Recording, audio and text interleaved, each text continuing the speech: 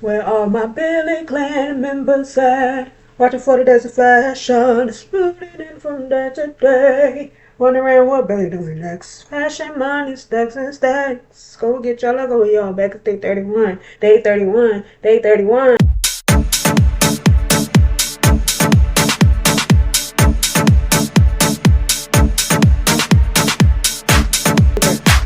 Welcome back, guys. Today is day 31 of 40 Days of Fashion. We have 9 days left, and it's going to be coming to an end really soon. I get sentimental when I think about it. I get sentimental because it's just been such a long time. But before we get started, make sure y'all like, comment, share, and subscribe. Today's lesson 6, will entail rendering. So, what is rendering? Rendering is where we layer colors to create certain effects. So this can be design details, fabric details, like the details in lace fabrics, or certain like prints, like checkered prints and skin tones, making sure they're the texture that you want them to be, the shade that you want it to be, to highlight all the curves and all the highlights and shades that are naturally in certain body parts. We're going to utilize our good old sketch from our fashion sketches book. I know she kind of looks awkward, like her neck is like a bit too long, but it's okay. I want my dress to be blue, like the dress she was wearing. I want it to be blue. So well, first of all, let's talk about different mediums before we get into discussing how to actually render. So I have two types of oil pastels here with me. I have the soft ones that are kind of crayon-like, and I have 4 shades. The white one is for the highlights and the black is for the shade. These are the other type. They're more chalky and powdery. As you can see, there's like some residue on my hands. These are a bit messier than the other ones, but it's a bit difficult to see, but it's like a grayish black, like a sky blue, lighter blue, and blue that kind of looks grayish. Doesn't show up that way on camera though. Also, you can use colored pencils as well. I know these aren't you can use markers, you can use pens, you can even use pencils. So there's different things we can use to render and create the effects that we're looking for. No prints, it's just a gathered skirt with a cowl neck and the cutouts on the side. So I want that to be really simple. Now, before we even start working on the actual dress itself, I want to actually blend them on the sides. So on the side right here, I'm going to demonstrate how to render. I want the dress to kind of have like a shimmery look to it. Okay, so the first thing we're going to do is we're going to take our lightest shade of the hue that we're doing, which is this blue. I'm just going to like color it a little bit lightly. So this is how it looks. The blue. We have that as our base. Next, I want to blend this color in with the outside of the part, the little patch that I colored, but I don't want it to make it too obvious. How it looks now. I kind of started to blend in those two colors.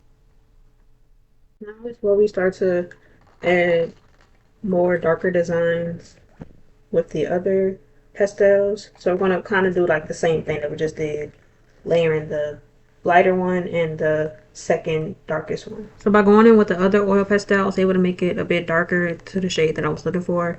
And being that like it's a sharper one, it created the streaks, but it's okay. Next, we're going to do the shades. And the lines will represent like the shadow of the gathers, like folding slightly.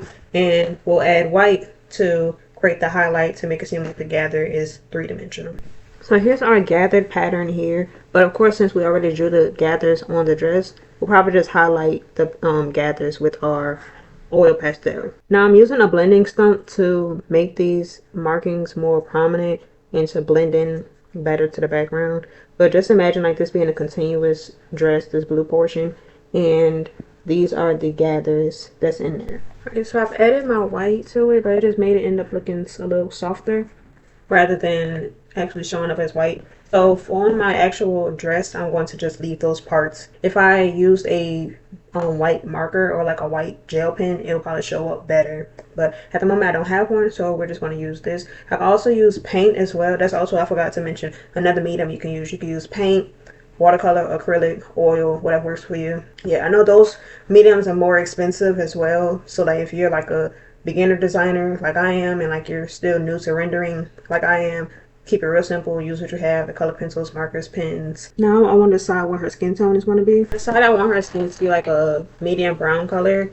So I have these browns. I have like a tan, a light brown, this darker tan, and like a darker brown. And I also want to add some freckles to it, so I have like a brown marker as well. This is how the skin tone rendering turned out. As I was starting to look at it, I do think I want the freckles to be spaced out more, so I'll probably do less freckles than I have on the page. But this is similar to how I want the skin tone to look. You can see some of the lighter tones and lighter shades peeking through. Now it's time to actually render the sketch. I think I want to go in with my light oil pastel, the little brick one. From here, I'm going to take my blending stump and just blend it in. Like I said, I left some space for the white to actually show up and to peek through from the back and give that shimmery effect that I want. This is how my sketch is looking so far. It's kind of starting to look like it has a reflective surface with the like dark streaks, then like the lighter ones and lighter ones. To maintain that, we're going to keep the lighter patches light.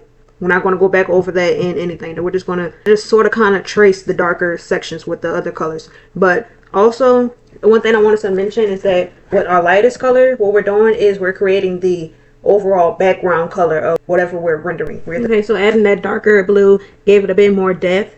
I added the darker blue like near where the main gathers are at the waist, and like more of it down the middle where the cowl starts to form like the U cup shape, and a little bit like on the sides of that just to add more depth. I don't think I want to add more darker colors to those lines because like it's becoming more prominent and just starting to look like lines that shaded together. Next, I just want to add a little bit of black to some of the gathers. I've added more details with my crayon like oil pastel and black. I went over the lines for the gathers and for like where the cups form for the cowl neck. Alright, so this is how the final render of the dress looked. I do wish that I did not go in as much with like all these bottom gathers. I wish I would just left them like how they look with the pencil, but it's okay.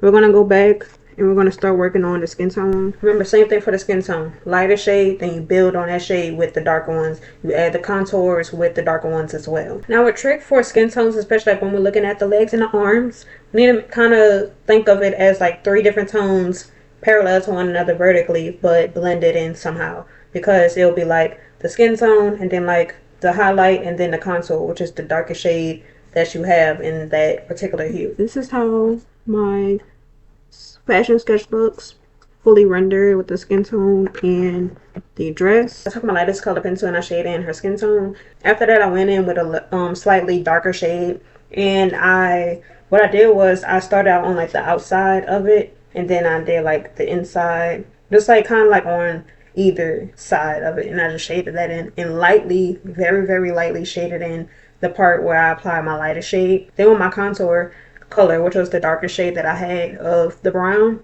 and I kind of made the shapes of where the body parts are. So you can see like for the neck, it's like darker right here just to accommodate for like that natural dark shadow right there. Then it's like a little darker right here to just cinch in her neck, darker right here to show like the facial features of kind of being like flat like that.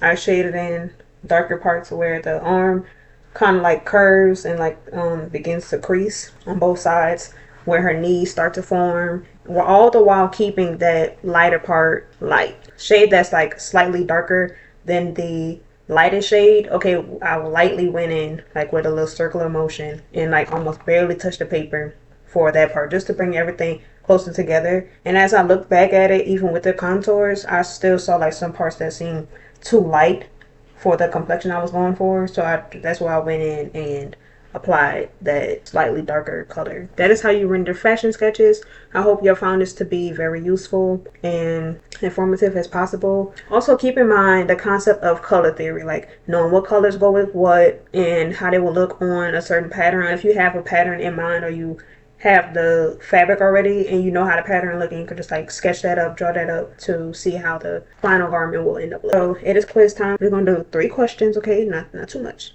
Question 1. What is the process of using different mediums to color a fashion sketch prior to creating the garment? If you said rendering, you are correct. True or false? The only rendering tool you can use are color pencils.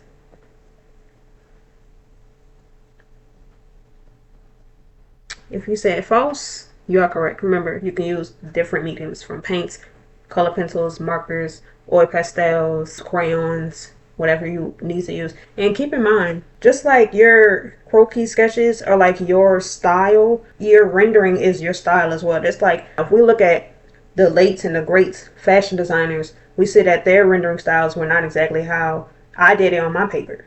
So things change, especially like across cultures. Some fashion designers were like French and Italian. So like the way they draw and render things is differently from in other places. So suppose the whole concept of a croquis model or a fashion sketch is just to create a prototype, a 2D prototype of the finished garment.